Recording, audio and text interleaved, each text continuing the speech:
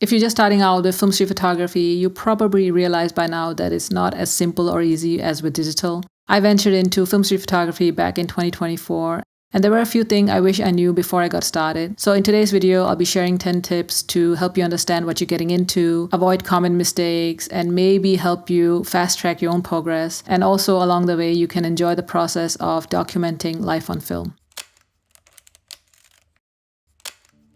Let's talk about it.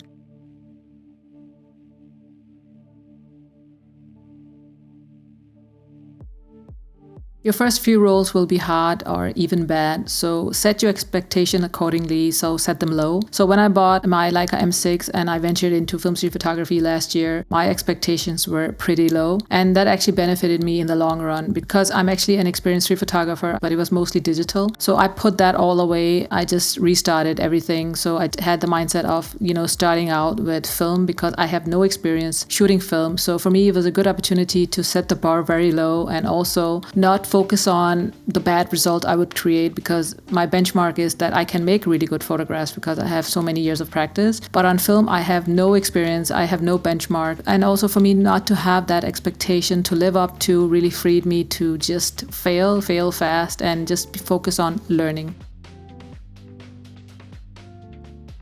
Number 2 is limit your choices when it comes to film stock. I would recommend to choose 2 good film stocks, so 1 black and white and 1 color. So for me personally, I chose the Ilford HP5 Plus, and on the color side, I chose the Fuji 200, which is really similar to Kodak Gold. And I fell into the trap of buying a lot of different film because I was just super excited. I finally got my film camera and I have a huge stockpile of film, but I actually stuck to these 2 because I wanted to practice black and white photography, which is very, very different from color photography. But I also wanted that color film as well. So I stuck to those 2 for the next 2-3 months to really practice and understand the different film stocks. Because film stocks have different characteristics and the way they behave and how you develop them and so forth. And another thing about having too many film stocks to switch from and use is that it will eventually distract you and it might hinder the progress. And the progress here is learning. So the key objective here is to handling your camera, understanding how to load film, and understand how to expose with film, which is significantly different than film. It's a good way to get familiar with the different film stocks until you really understand what it can do for you. So there's a lot of stuff you can learn by just sticking to 1 film stock at a time. Let me give you an example. So years ago when I was learning street photography on a digital camera, I did everything all at once, or at least I tried to. And what that means is that I was learning about the basic of street photography, basics of how to compose, how to frame, how to edit my photographs, and I completely overwhelmed myself. And this is the same way. So don't overwhelm yourself by having too many or giving yourself too many choices from the start. Number 3 is learn from your mistakes. And this might sound so obvious, but a lot of people don't learn from their mistakes. And that eventually makes the process of learning something new just that bit longer. For me personally, I had a few times where I couldn't understand why I was making the same mistakes over and over. And that was I was getting blurry photos a lot. Even though I was 4 years into my street photography, I didn't have the full understanding of the exposure triangle. And that was because I did not get into the habit of reflecting and reviewing my work. So basically now when I go out with my film camera, I'm struggling a little bit with the zone focusing and the distance, how to set my focus, how to measure distances, how can I be better at measuring so I don't stand there and fiddle with my camera. What I do now is that I reflect on it. I make it a habit and say, okay, how can I become better? How can I learn from my mistake? Because it's causing me struggles out on the streets, because if I'm standing there fiddling with my camera and I don't know if it's like 4 feet or 6 feet or 7 feet, how can I focus quickly? And the moment by then will be gone. So learn from your mistakes along the way, because especially in the beginning, we are in a very steep learning curve. And the best thing you can do for yourself is to go back and reflect. Number 5 is spend money on film, not gear. So I think for a lot of film photographers, especially beginners or aspiring, the first thing we think about is, what gear do I need? How much does it need to cost? Do I need a full frame? Do I need a crop sensor? So for film street photography, I would recommend buy a really good cheap camera, maybe secondhand, or maybe you have a family member who can donate something to you to capture that photograph. Spend money on rolls of film. because that way I will be investing in my learning. So I'm on that learning curve, right? So I'm still in the process of learning how to shoot film. So for me, it's important that I spend time going out on the streets shooting. So camera and gear does not matter in the beginning. It will matter at some point.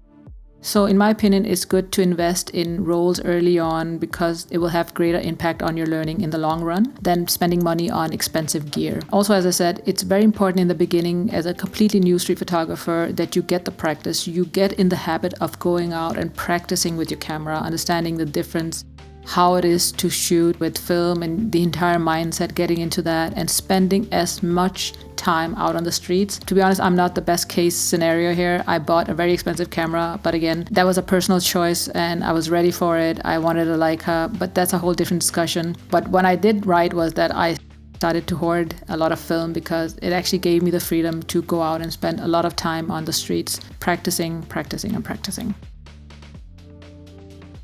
Number 6 is shoot what you like or what is easy to you. Go out and shoot anything and everything. So the hard part is not shooting, it's actually going out on the street. Just don't limit yourself. Shoot whatever draws you in, whatever you're naturally drawn to, or whatever you think will make a photograph. Don't think about is a bad composition, is a bad framing, lighting is off, exposure is off. Put that to the side because you will eventually also learn that. But it's important that you start training your creative eye. So your eye for detail, eye for noticing the small stuff, the big stuff, ability to anticipate situations. And it takes a lot of practice, but you have to start somewhere. And then you can move on to the things that does interest you. Number 7 is don't develop film at home. I'm almost a year into my own journey being a film street photographer, and I just recently took up developing black and white film at home, and it took some effort to learn and understand the whole process of home development, figure out how to develop the different film stocks that I was using. So it's actually a lot of work, and if you are completely on the initial steps of your journey, I would not recommending because it would just distract you even more. It would just pull your focus away from what we already talked about in this video, right? So going out and practicing, it might actually be worth the money to have them develop and scan your photographs so you can focus on one singular thing to get better at film street photography. Number 8 is don't expect instant gratification. So most people would say with film street photography, the best things about it is the delayed gratification. So you have to wait for the development and scanning and getting the scans back and then seeing what you made. And that can take, depending on how fast you are, right? So that's a process that takes longer than digital. And when I was shooting digital photography, or when I do it, I have a bad habit of checking my photographs right away. And there's pros and cons to it, right? Because sometimes you just want to see if you took a shot correctly so you can retake the shot. One of the things I like about film street photography is that when I'm using my Leica M6, there's no screen. It's a very analog process. I don't know if the photographs will be good or not. So that also gives me the confidence that I have to make the photograph the best I can make it in the moment. Because with digital, you become a little bit lazy. You can just take a new photograph. It doesn't cost you anything. But there's an actual literal cost to shooting film. But aside from that, I think it's also a good way to not always just reviewing and be super critical of your own work. Sometimes it's just nice to delay that instant gratification. It goes with the social media platforms as well, right? We are so used to have that instant gratification that sometimes can hold us back in terms of progressing.